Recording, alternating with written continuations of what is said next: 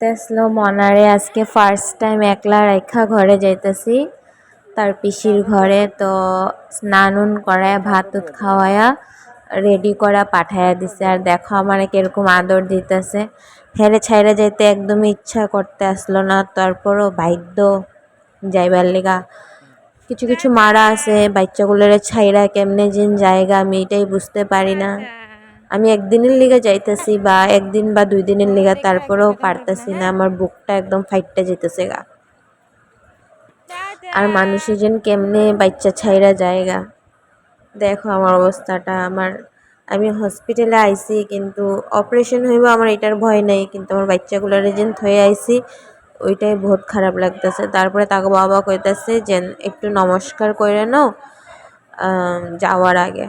তো ঠাকুরের নমস্কার করতেছি যাতে সুন্দর মতন ঘরে আয়া পড়ি।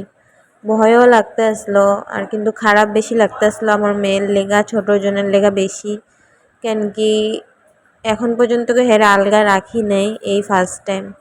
আর ফাইনালি আয়া পড়ছি। দাদা এখানে রিপোর্টগুলা দিছে, আর এখানে আয়া যে ভয় লাগতেছে। আর তোমরা প্লিজ আমার মনে অল্প সাহস দিও।